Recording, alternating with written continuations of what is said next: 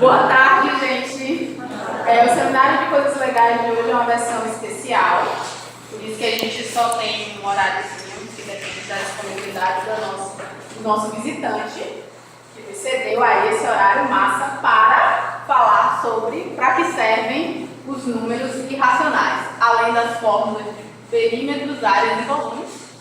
Seminário do professor Humberto, com parceria com a Graziele Souza.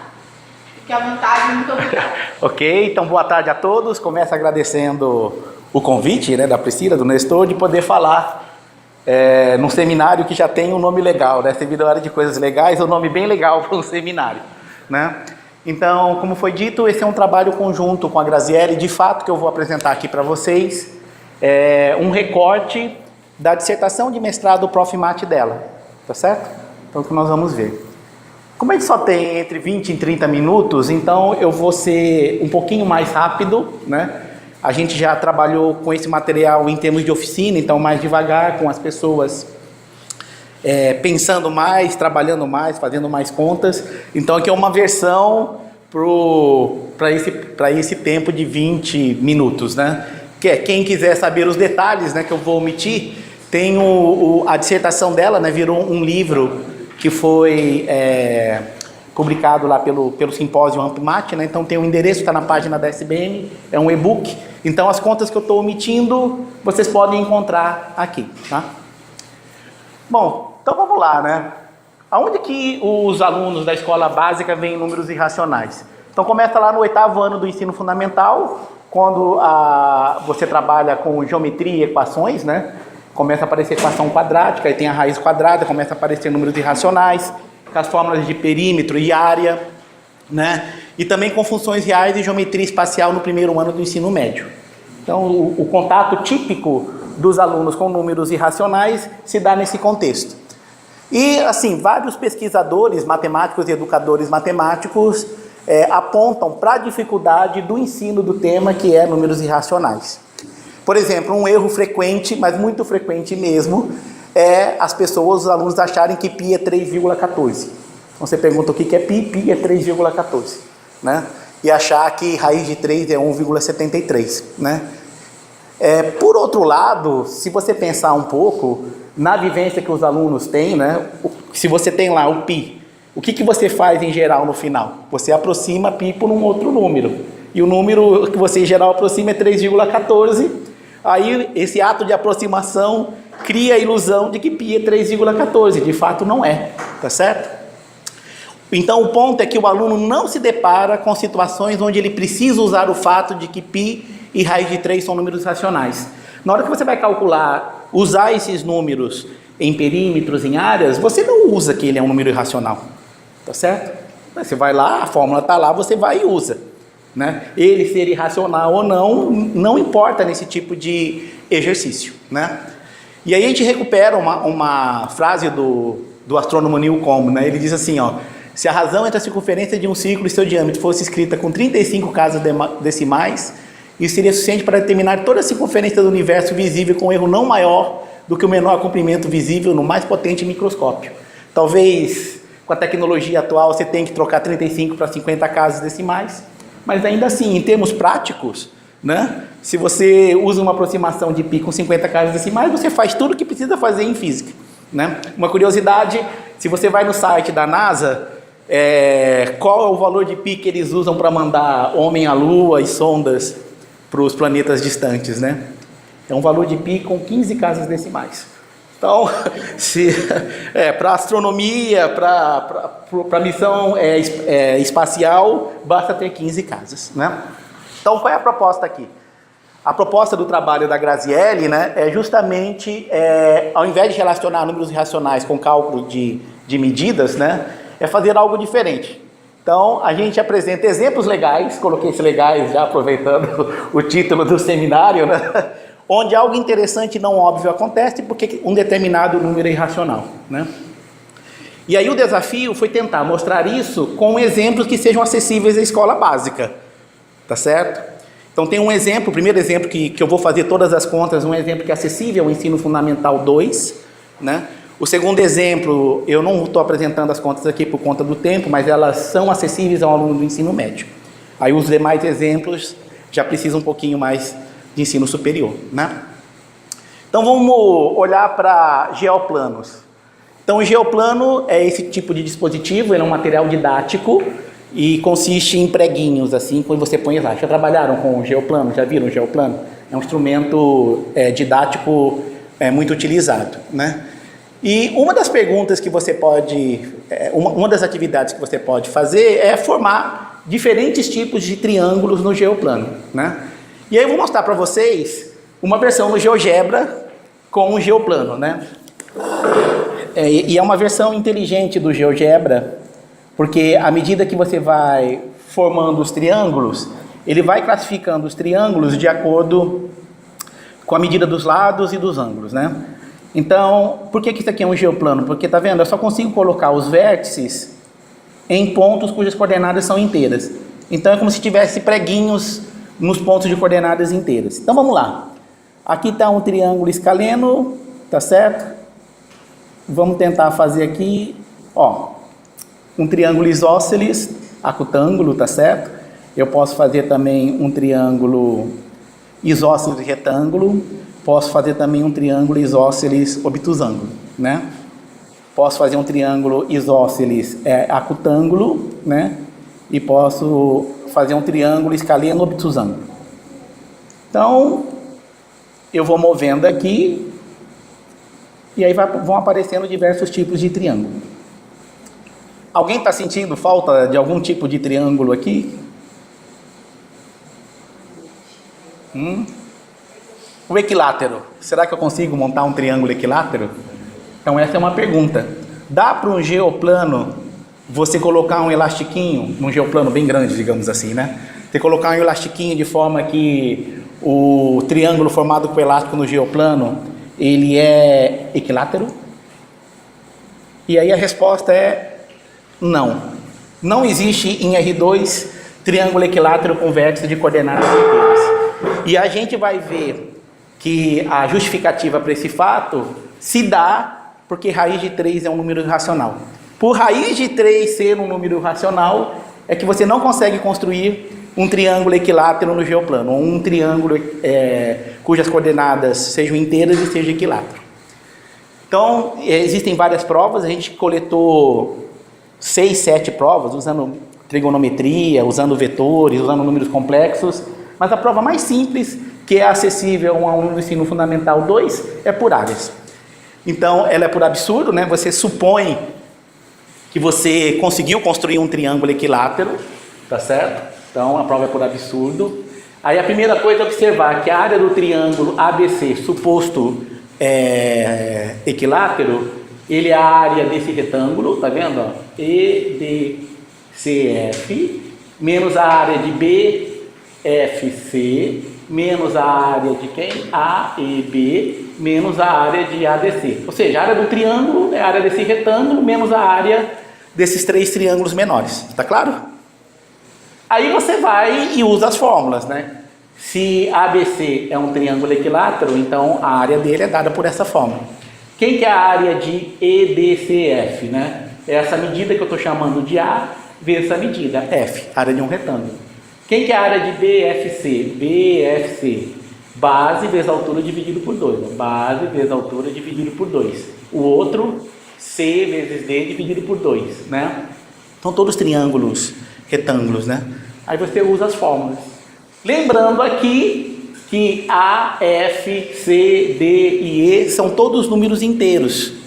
Porque já que as coordenadas são inteiras, essas diferenças aqui, tá vendo? Ó, são todos números inteiros. Então, L ao quadrado ainda não sei, né? Mas todos os números aqui, eles são inteiros, né? Aí eu faço um pouco de álgebra, né? Coloquei um denominador comum. E aí eu passei L ao quadrado para cá, né? Agora, olha, quem que é L ao quadrado, né? L ao quadrado é C ao quadrado mais D ao quadrado, porque esse triângulo aqui, ele é retângulo. Então, veja, acabei de chegar aqui, raiz de 3, tem esse numerador dividido por esse denominador. O numerador é um número inteiro, como soma, multiplicação, né? E subtração de números inteiros. E o denominador também é inteiro. E se existisse um triângulo equilátero no geoplano, raiz de 3 teria que ser um número racional. É um absurdo, porque ele é irracional. Então, qual é a contradição? A conclusão é que não existe triângulo equilátero no geoplano. Aqui, eu estou usando de fato que raiz de 3 é um número irracional. Então, uma primeira manifestação, digamos, legítima, que usa a irracionalidade desse número, né? Um corolário é que não existe em R2 triângulo equilátero com coordenadas racionais. Porque se existisse, você olha para os denominadores, pega um denominador comum, multiplica por esse denominador comum, aí o triângulo com coordenadas racionais seria um triângulo com coordenadas inteiras, mas acabou de mostrar que não existe triângulo equilátero com coordenadas inteiras, logo não existe um triângulo equilátero cujas coordenadas sejam racionais, né? Você também pode fazer a pergunta mudando o tipo de malha, mudando o tipo de geoplano. O geoplano comum, a malha é formada por quadradinhos, né? Esse aqui é o geoplano isométrico, onde a malha, né, é formada por triângulos equiláteros. E aí a pergunta é, que tipo de triângulo você consegue construir aqui, né? Tá certo? Certamente o triângulo equilátero você vai conseguir desenhar, porque a malha é formada por triângulos equiláteros, você põe os vértices aí e construir. Qual é o triângulo que você não consegue construir aqui? Você não consegue construir aqui o triângulo retângulo isósceles. Não dá para construir um triângulo retângulo isósceles. A prova é exatamente a mesma, está lá no livrinho, no e-book, então não vou passar ela aqui, tá certo? Mas ela é simples. O corolário é que se na malha isométrica você não consegue construir um triângulo retângulo isósceles, você não consegue construir um quadrado. Porque se você conseguisse construir um quadrado, você teria construído um triângulo retângulo isósceles. E aí a gente batizou esse corolário da vingança do triângulo equilátero, né? Como no quadrado, na malha quadrada, você não consegue construir o triângulo equilátero, na malha isométrica, que é formada por triângulos equiláteros, você não consegue construir um quadrado, então estão quites, né? Se você for por espaço, né, você consegue construir um triângulo equilátero com coordenadas inteiras. Então, é uma propriedade do espaço, né? E um fato relacionado com esse problema, bem curioso na história da matemática, é que essa questão de saber se dá para construir um triângulo equilátero com coordenadas inteiras já foi usado com más intenções, né? Então, na União Soviética, na Universidade Estadual de Moscou, na década de 1970 e 1980, você tinha a seleção de entrada. E aí, dependendo se você era descendente de judeu e você não era descendente de judeu, você tinha uma prova diferente. Então, se você era descendente de judeu, o que eles faziam lá? Eles colocavam uma prova que eram os problemas de matar, né? Que eram provas que tinham enunciado simples, para dizer, não, né? Como que você está aí, né, com preconceito com os judeus? Então, tinha uma prova simples, mas cuja solução era engenhosa, né? Então, um dos problemas de matar, o problema 8, era justamente essa pergunta, se dava para construir um triângulo equilátero com coordenadas inteiras. Então, esse problema que eu acabei de apresentar, ele já foi usado para o mal lá na Universidade Estadual de Moscou, né? Ok? Então, esse é o primeiro episódio. Eu uso que raiz quadrada de 3 é irracional para concluir que não dá para construir um triângulo equilátero no geoplano. O próximo é números racionais e epiciclos. O que é um epiciclo? O que é um movimento epicíclico? Então, você tem dois círculos, tá certo? O raio desse círculo é R1 e ele vai girar em torno desse centro com uma velocidade angular W1, né? E esse ponto, né, então vai girar com essa característica. Esse ponto é centro de um outro círculo de raio R2 e esse pontinho aqui vai girar nesse círculo com velocidade angular W2, né? Então você está acoplando dois movimentos circulares. E aí o ponto é que tipo de curva eu consigo construir com esse tipo de combinação de movimentos circulares. Então a gente fez também uma construção no GeoGebra para vocês darem uma olhada. Então, olha só, essa aqui tem raio 2, essa tem raio 1, as duas estão andando com velocidade angular 1. Eu peço para animar aqui. Um círculo sem muita emoção, né? Vou colocar 2 aqui. E agora vamos ver o que o movimento dos dois fazem. Conhece isso aqui? A cardioide, o coraçãozinho. Agora eu vou colocar aqui -2.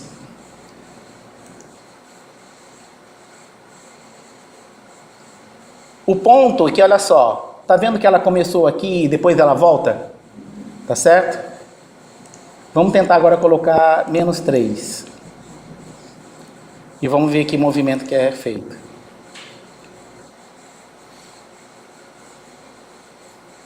Aí, voltou para o início também, tá certo? -4, antes de colocar algo mais emocionante. Iniciar. -4, vamos lá.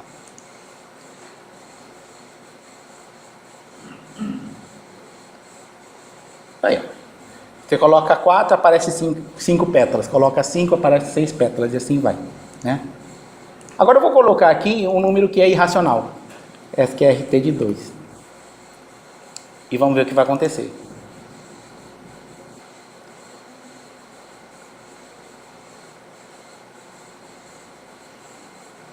Será que vai voltar lá para o início?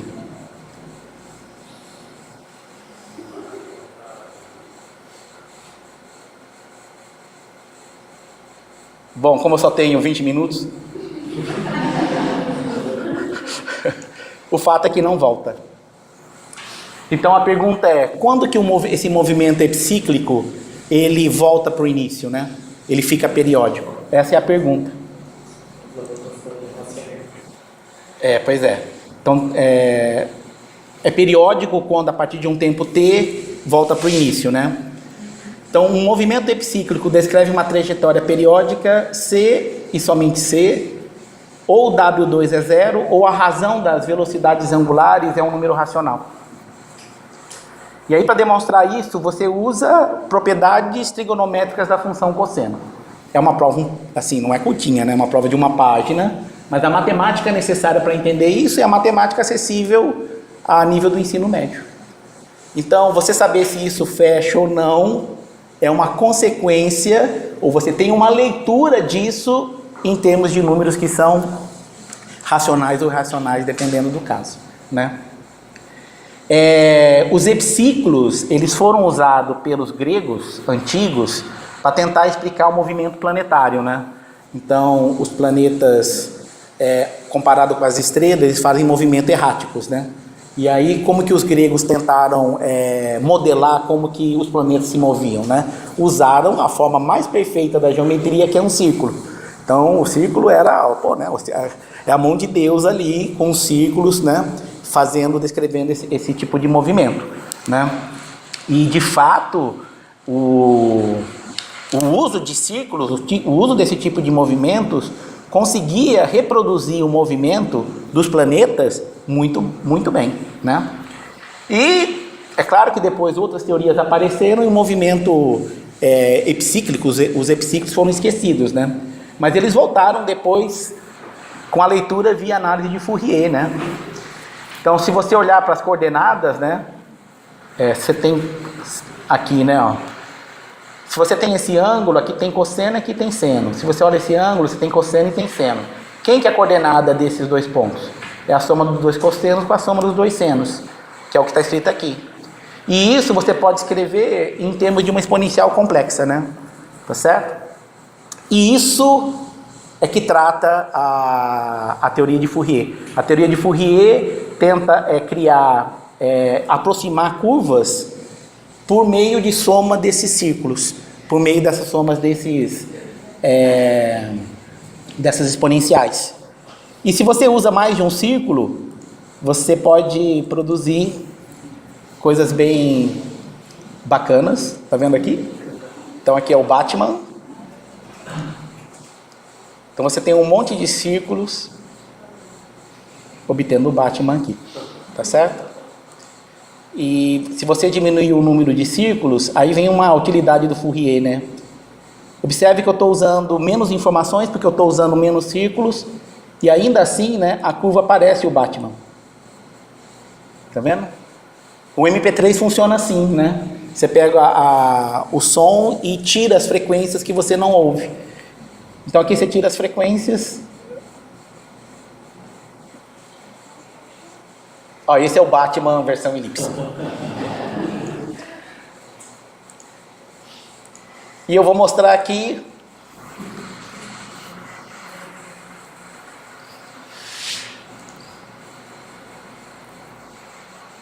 o que esses ciclos estão desenhando.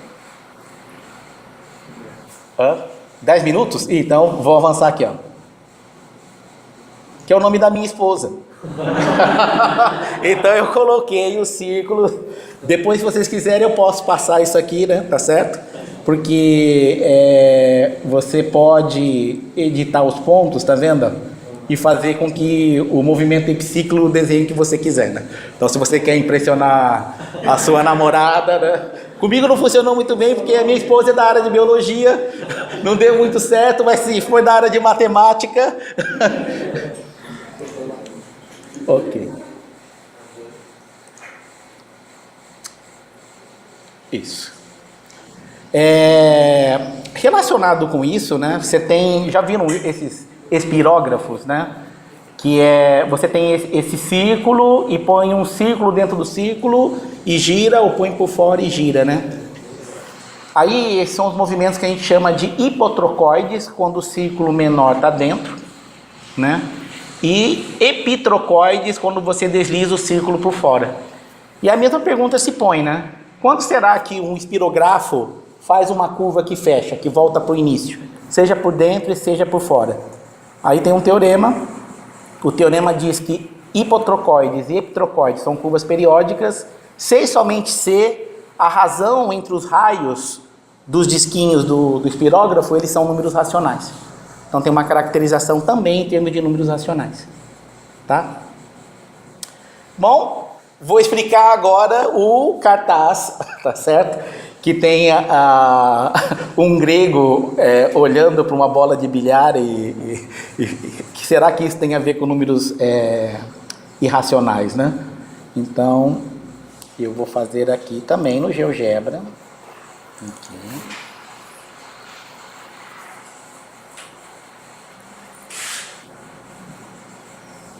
Vai carregar aí, isso. Então aqui tem um simulador de bilhar numa mesa quadrada, né? Então você dá uma tacada com o ângulo θ, o ângulo θ eu consigo especificar aqui. Aí, lei da reflexão, bateu, sai com o mesmo ângulo, né? Reconhece esse número aqui? O ângulo aqui está em radianos, então isso é π sobre 4, né? Adivinha o que se acontecer? Acertei, né? Aí eu dou uma dica, ó, tenta pôr arco tangente de 1/7, ou seja, o ângulo cuja tangente é 1/7, né? Aí se você manda animar, também acertei. Arco tangente, vou colocar 3/7 para ver o que acontece. Calma, primeiro reiniciar para um arco tangente de 3/7. Vamos ver. Também caçapou, tá vendo? Vamos ver. Opa, vamos parar, reiniciar. Vamos ver arco tangente de 3/4. Vamos animar. Também caçapou. Então tem uma geometria bacana aqui, se a tangente do ângulo é um número racional, né? E agora eu vou pôr um ângulo cuja tangente é irracional. Eu vou colocar o arco cuja tangente é raiz quadrada de 2. Então tem um ângulo cuja tangente é raiz quadrada de 2. E aí vou pedir para animar.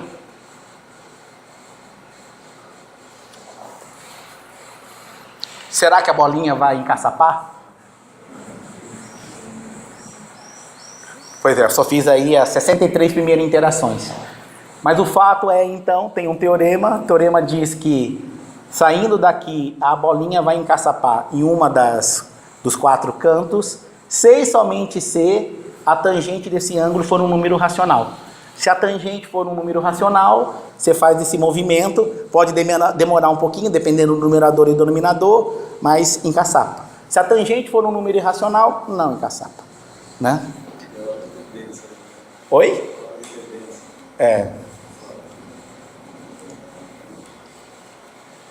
Muito bem, já fiz. Então tá aí o teorema, né? Aí a matemática aqui usa teoria de números, tá certo?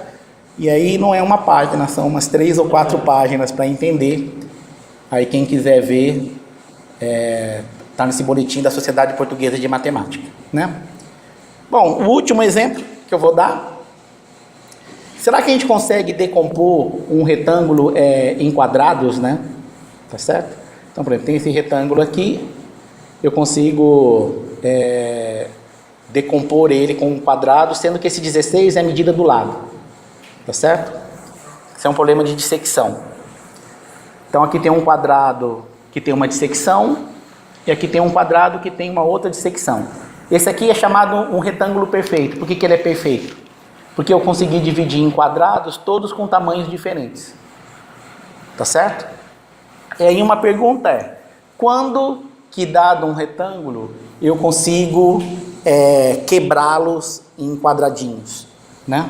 Aí tem um teorema que um retângulo pode ser descomposto em quadrados sem somente ser a razão dos seus lados é um número racional. É uma outra manifestação do número racional. A prova também, a volta é fácil, a ida que é um pouco difícil, né? Essa questão já apareceu na UBMEP, né? Tratava justamente disso.